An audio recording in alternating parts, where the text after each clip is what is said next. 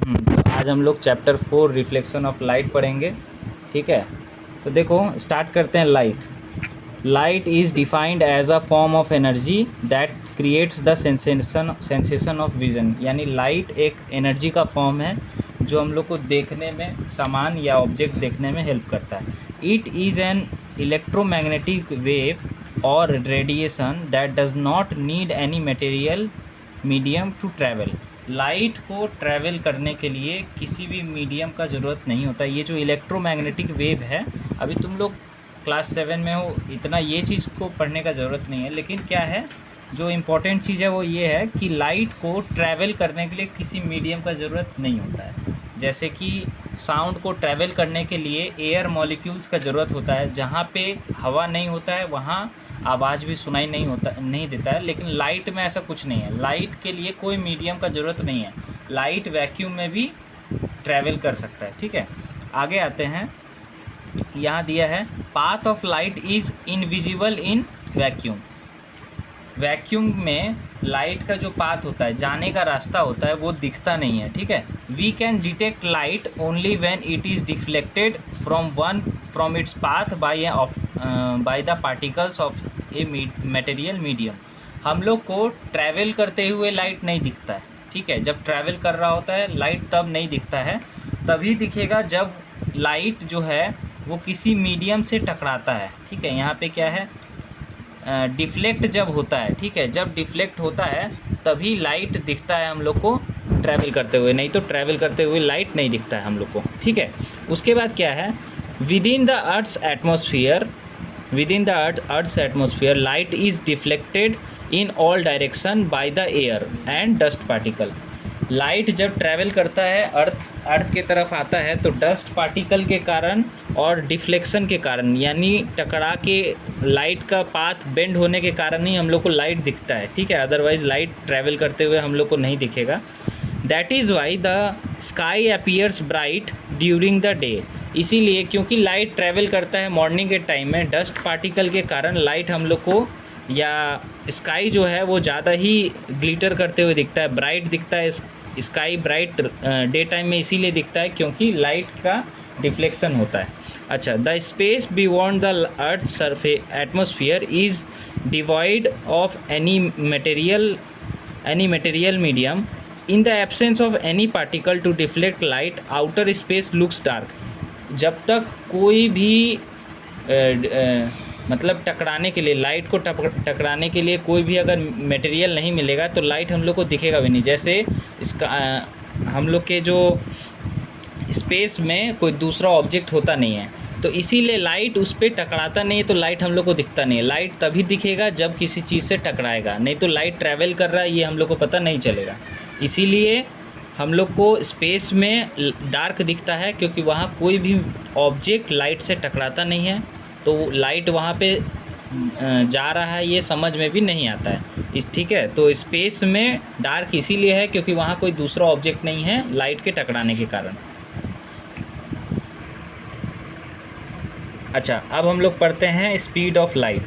The distance between sun and earth is nearly 150 million kilometres. हम लोग को ये याद रखना है 150 मिलियन किलोमीटर्स दूर है सन अर्थ से। The sunlight takes about 8 minute 20 second to cover this distance. Sun से अर्थ पे जो लाइट आता है, उस लाइट को आने के लिए, सन से अर्थ तक लाइट पहुंचने के लिए 8 मिनट 20 सेकेंड्स लगता है। ठीक है, you can just imagine how fast light must be travel. अच्छा देखो, 150 मिलियन, 1 मिलियन में 10 लाख होता है। ठीक है, या 1 मिलियन में 10 लाख होता है, यानी 15 करोड़ किलोमीटर दूर है अर्थ सन से, 15 करोड़ किलोमीटर। तो यहाँ ये बताना चाह रहा है कि स्पीड ऑफ लाइट कितना फास्ट है कि 15 करोड़ किलोमीटर को ट्रैवल करने में सिर्फ 8 मिनट लगता है। तो वो स्पीड यहाँ पे, हालांकि यहाँ पे एग्जैक्टली दिया हुआ है स्पीड 3 × 10⁸ मीटर पर सेकेंड। ठीक है, अच्छा आगे पढ़ते हैं। 20 सेकेंड्स, हाँ 8 minute 20 seconds to cover this distance. You can just imagine how fast light must be travel in air और इन वैक्यूम, यानी जहाँ पे हवा हो या जहाँ हवा ना हो। ठीक है, वैक्यूम मतलब जहाँ एयर हो ही ना। Light travels at a speed of 3 × 10⁸, यानी 3 तो लिखेंगे ही, 3 के साथ 10 लिखेंगे और 0 कितना टाइम्स होगा, 8 टाइम्स, 1 2 3 4 5 6 7 8। ठीक है, तो ये बहुत ज़्यादा स्पीड होता है, देखो कितना बड़ा स्पीड है, कितना ज़्यादा स्पीड है। तो इतना स्पीड से लाइट ट्रेवल करता है वैक्यूम में, यानी जहाँ एयर ना हो, और जहाँ एयर होता है वहाँ स्पीड का हल्का सा कमी आता है, लेकिन बहुत ज़्यादा कमी नहीं आता है। अच्छा, denoted by symbol C। In fact nothing can travel faster than this, यानी इस पूरे यूनिवर्स में सबसे फास्ट चलने वाला जो चीज़ होता है वो लाइट होता है। ठीक है, the speed of light is the highest possible speed. पूरे यूनिवर्स में सबसे फास्ट चलने वाला चीज़ जो है वो लाइट ही है। ठीक है, लाइट से ज़्यादा कोई चीज़ ट्रैवल नहीं करती। अच्छा, let us look at some of the top speed. कुछ स्पीड है जो यहाँ पे दिया हुआ है। अच्छा देखो पहले ये चीज़, ये जो लाइट का स्पीड है 3 × 10⁸, ये मीटर में है। ठीक है, 1 सेकेंड पे, पर सेकेंड है ना, यानी 1 सेकेंड में इतना मीटर ट्रैवल कर रहा है 1 सेकेंड में।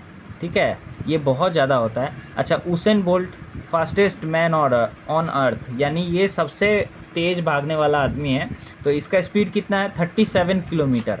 लेकिन लाइट का स्पीड सोचो कितना ज़्यादा है इससे। अच्छा, उसके बाद है चीता। चीता का speed 114 kilometre. Speed of sound, तो ये याद रखना, ये ऑलमोस्ट 340 मीटर के इक्वल है। ठीक है, और किलोमीटर में ये दिया हुआ है। उसके बाद नासा का फास्टेस्ट अनमैन्ड एयरक्राफ्ट, ये एयरक्राफ्ट का स्पीड है, और ये अर्थ के घूमने का स्पीड है, सन के अराउंड अर्थ के घूमने का स्पीड है ये। ठीक है, 1 लाख। लेकिन सोचो ये 1 लाख से भी ज़्यादा स्पीड इसका है। ठीक है, तो वो तुम लोग कंपेयर कर सकते हो। Now compare all this speed with 3 lakh kilometre per second. यहाँ पे ये दिया हुआ है numerical value, which is speed of light.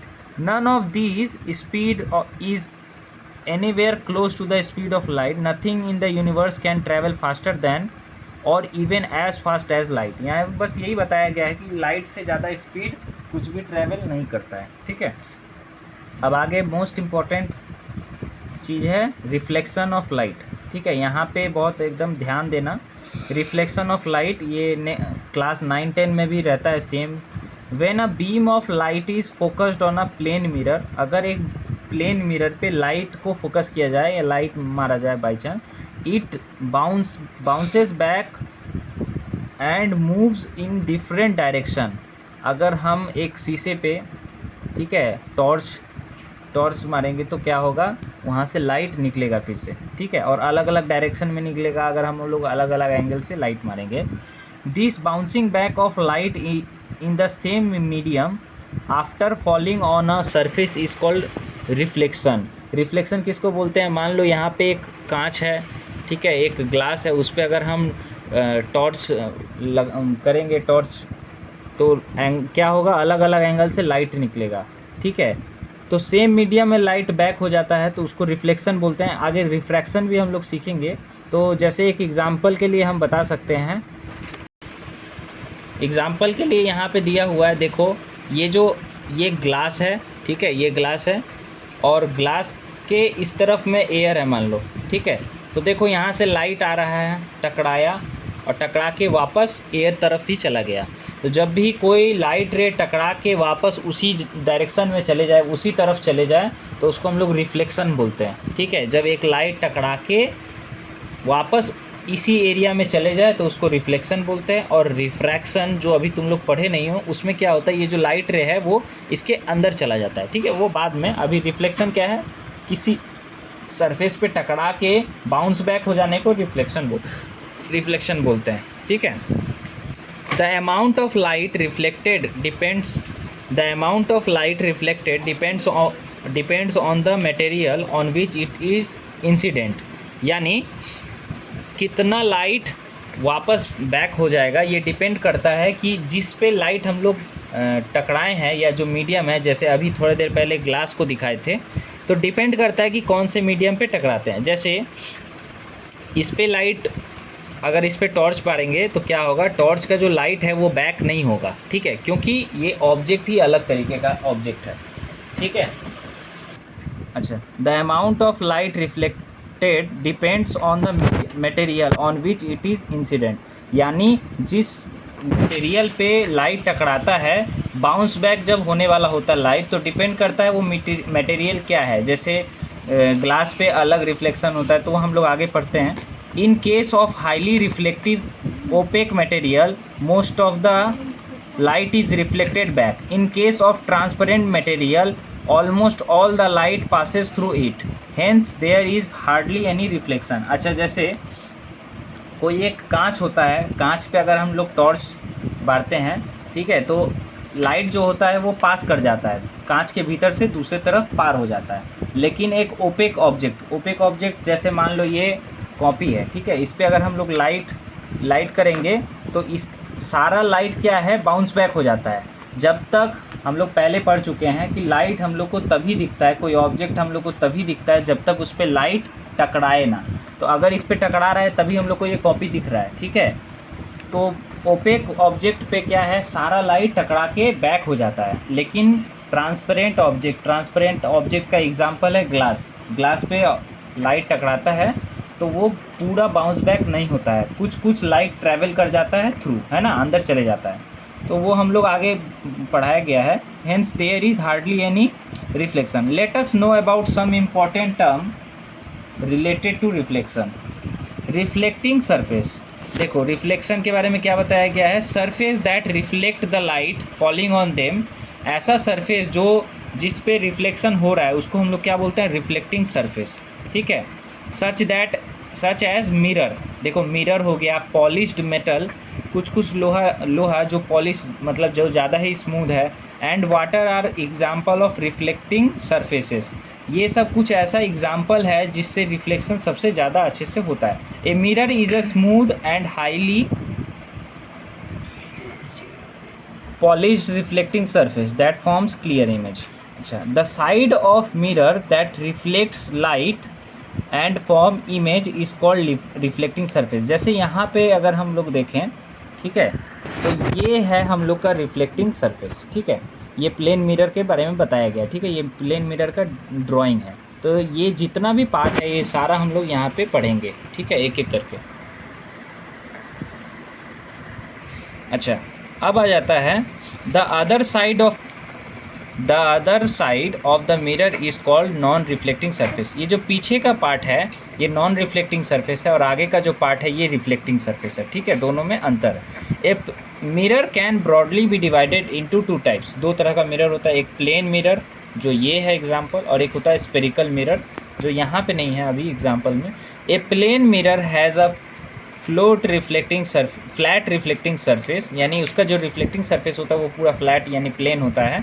It is made of a thin sheet of glass, ये ग्लास से बना हुआ रहता है। The glass is silvered on one and, एक तरफ से सिल्वर किया हुआ रहता है। The silvered colouring is protected with a coating of red oxide, ये एकदम इम्पॉर्टेंट चीज़ है, रेड ऑक्साइड से कोटिंग किया रहता है।